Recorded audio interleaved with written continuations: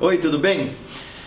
Hoje eu quero contar uma história pessoal para vocês. Eu quero contar como que eu me curei de um dia que parecia ser depressão, de uma tristeza, de uma angústia, de uma incapacitação terríveis que eu estava passando, a partir de uma coisa muito simples que me deixou até chocado pela simplicidade e pela eficiência. Vou falar um pouco para vocês sobre Seva.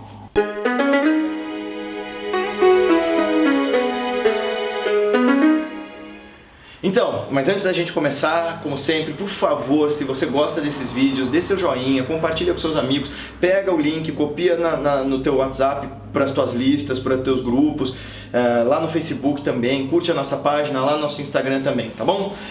Então, a gente tem vivido tempos conturbados, né? E não se engane, não é porque eu conheço as tecnologias dos mestres, dos yogis e dos caminhos das místicas que eu estou imune às turbulências, às tribulações da nossa consciência, como muito provavelmente você passa e as pessoas que você conhece. Longe disso, eu também sou um buscador tão pequeno quanto qualquer outro e tenho lá meus altos e baixos, e teve um dia que eu estava num momento bem difícil, sabe? Eu até achei que fosse um estado de depressão, eu estava bastante angustiado, bastante perdido e eu não estava conseguindo sair, nem com as técnicas, nem com os métodos. E as tradições todas vão recomendar um monte de métodos, desde o convívio com outros praticantes, Sangha. Olha como é interessante, eles já falam para nós, né, de pertencimento, de você se cercar de companhias legais, de você fazer uma acepção das suas companhias, se isso tudo qualifica teu estado mental. Eles recomendam leituras, eles recomendam... Veja, os métodos são muitos, mas nada disso estava funcionando e eu estava ficando meio desesperado, né? E aí eu quero fazer um parênteses. As tradições indianas têm um conceito muito importante chamado Seva, que é serviço ao mestre, serviço ao guru, é servir. Todas as tradições do Oriente vão colocar com muita importância essa ideia de ser útil, de fisicamente se prestar a serviço de algo, de se pôr de mãos postas, essa ideia, né, do Namastê, da saudação.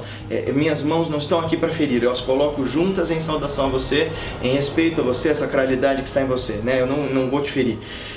Então, colocar as mãos postas a servir, a serem úteis numa obra, numa causa. Então vou pedir para o Dan colocar aqui para vocês, olha, isso aqui é o Templo Dourado de Amritsar e o pessoal limpando o Templo Dourado. Todos os dias isso acontece, em todos os Gurudwaras, todos os Sikhs acham uma honra, encontram no serviço, né, no servir no templo, em distribuir comida aos pobres, a todo mundo que chega lá, em limpar todos os cantinhos do templo. Eles acham isso a maior e mais dignificante tarefa. O pessoal aqui da Messiânica também faz a mesma coisa. Então assim, as tradições budistas... aqui estão os zen budistas também, olha, limpando os templos, desde os Sikhs aos hindus, dos budistas no Japão, na Índia, no Tibete, do pessoal das igrejas e cultos e seitas modernas, como a Igreja Messiânica. Todos os orientais, de uma forma geral, que praticam espiritualidade, acreditam que servir dentro de uma casa sagrada e servir ao próximo são formas de edificar a consciência. Mas aí você não precisa ir tão longe. Você já ouviu falar dos franciscanos, certamente, e você já ouviu falar de todo o trabalho de caridade da doutrina espírita, e de todo o esforço, por exemplo, que os sufis fazem de ajudar quem quer que esteja no caminho. Veja lá, pessoal, não tem nada de moral, isto é, não é simplesmente um ensinamento porque Deus quis assim, porque a boa norma e a boa conduta pede que a gente sirva, que a gente limpe, que a gente ajude. São técnicas que te tiram do teu estado de ego. Você percebe que o mundo é maior do que o seu umbigo. Quando você serve, quando você está disposto, quando você ajuda, você se torna maior do que o seu espaço. E ao fazer isso, você edifica a sua consciência, você amplia a tua capacidade de percepção para além do seu sofrimento. E por que eu estou contando tudo isso? Por que isso tem a ver com aquele dia de tristeza? Porque foi uma coisa boba que eu fiz que me tirou disso, né? O Satish Kumar, esse carinha aqui, ó, escreveu um livro bárbaro chamado Solo, Alma e Sociedade, e diz que a gente, para se reconectar com o nosso lado humano, o humus, portanto, a gente deve entrar em contato com a terra, a gente deve fazer coisas que exercitem nossa criatividade, que desgastem um pouco nossa energia física. E eu tava nesse estado acachapante de mau humor e de tristeza, pensando que tudo tava dando errado. E aí eu simplesmente olhei para a bagunça que tava na minha casa e falei assim, legal, vou começar a arrumar isso daqui. E vocês sabem que eu não sou uma pessoa muito devocional, ou eu tento ser o mais racional possível, né? E eu tenho lá o meu altarzinho de meditação com algumas imagens, né? Eu tenho a imagem do Patanjali, que é esse cara, o ideal do yoga, né? O escritor do mais antigo tratado de yoga que a gente conhece. Tem a imagem de Shiva como ideal do yoga. Mas para mim essas imagens são todas simbólicas do que eu gostaria de atingir na minha consciência se eu chegasse lá, sabe? Eu não faço adoração, puja, nada disso. E os indianos têm um respeito muito grande pelas imagens, né?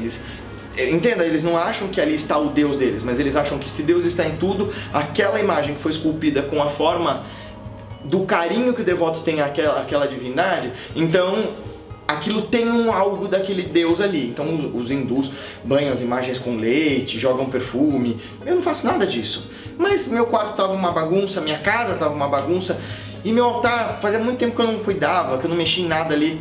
Eu falei assim, poxa, comprei essas estátuas com tanto carinho na Índia, vamos limpar isso aqui. E eu tava bem mal. E eu lutei com todas as minhas forças para fazer o mínimo, sabe? Porque quando a gente fica nesse estado, parece que...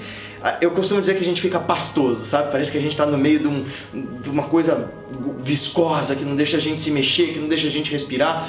Mas eu falei, olha, por tudo que eu aprendi, vamos lá. E eu não estava com a menor pretensão de fazer disso, de fazer daquela atividade um seva. E a gente já chega lá, no final da explicação. Peguei as estatuazinhas, peguei as coisas, comecei a limpar, e aquilo começou a me clarear as ideias.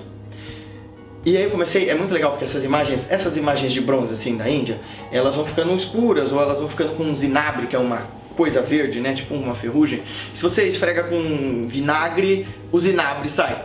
E eu comecei a esfregar e aquilo começou a tomar brilho, e aquilo começou a me fazer um bem-estar, me dar um bem-estar, sabe, de pensar, poxa, tô polindo a minha consciência também, tô aqui em estado de fricção, porque veja, a minha tristeza não vinha só pelas coisas que vinham dando errado, vinha das reflexões e do produto da minha ansiedade de fazer esse trabalho dar certo, no sentido não financeiro, de fazer o trabalho da revolução de si, de fato, revolucionar a minha consciência e a das pessoas.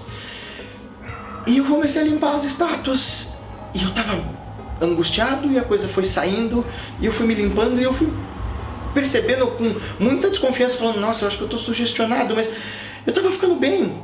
E de repente as estátuas estavam polidas, eu as coloquei no sol e eu não queria parar de limpar a casa. Eu peguei a vassoura, varri a casa inteira, lavei a louça toda, preparei o almoço, e quando eu vi todo o chão varrido, parece que, ufa, o estado pastoso sumiu. Entenda bem, como alguém que já passou por isso, eu não acho que depressão se cure de uma hora para outra, mas eu acho que você tem que começar.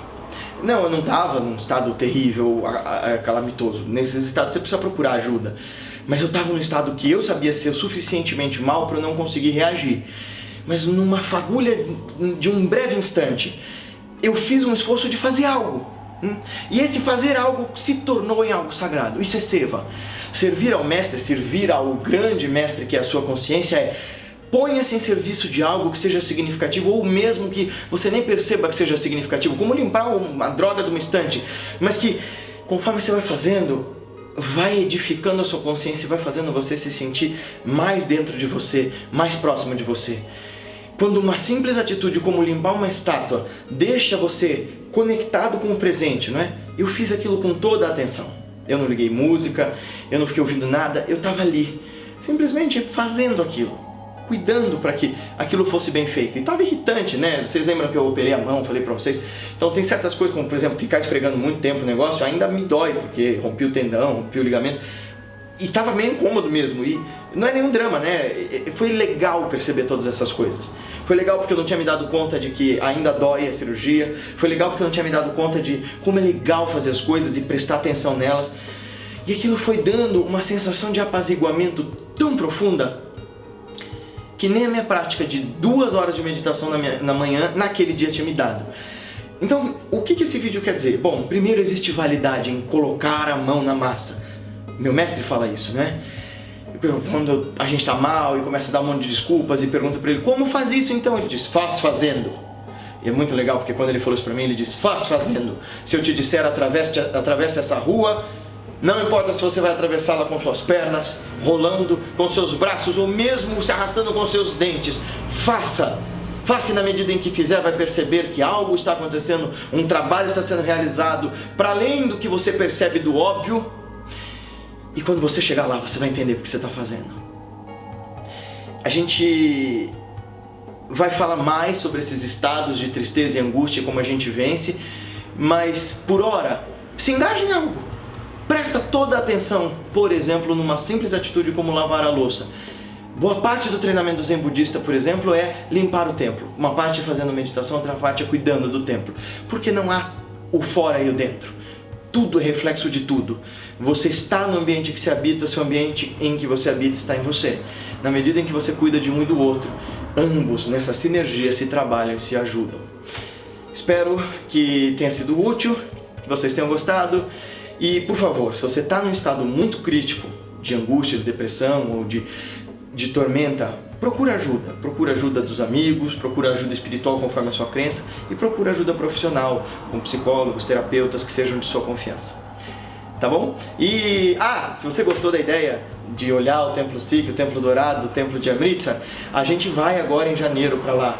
Dá uma olhada depois no clipe da viagem, nós vamos fazer a viagem cultural Índia 2020, nós vamos começar por Calcutá, estando lá em Belur Mate, a terra dos grandes mestres em Kolkata, e vamos ficar na Ordem Ramakrishna, vamos à Universidade de Yogananda, e em uma parte da viagem vamos para Amritsar, no Templo Dourado, vamos ver de primeira mão Sikhs fazendo seva, vamos ter contato com esse caminho nobre, luminoso e muito especial. Ei, ônibus! Então, até o nosso próximo vídeo. Namastê! Gostou desse vídeo? Então, por favor, não se esqueça de clicar no sininho, se inscrever no nosso canal, dar o joinha ali embaixo e divulgar esse vídeo para os teus amigos nas suas redes sociais. Ajuda muito o nosso trabalho. Revolução de Si tem a ver com interação, tem a ver com contato, tem a ver com a gente espalhar aquilo que faz bem. Então, nosso próximo encontro. Namastê!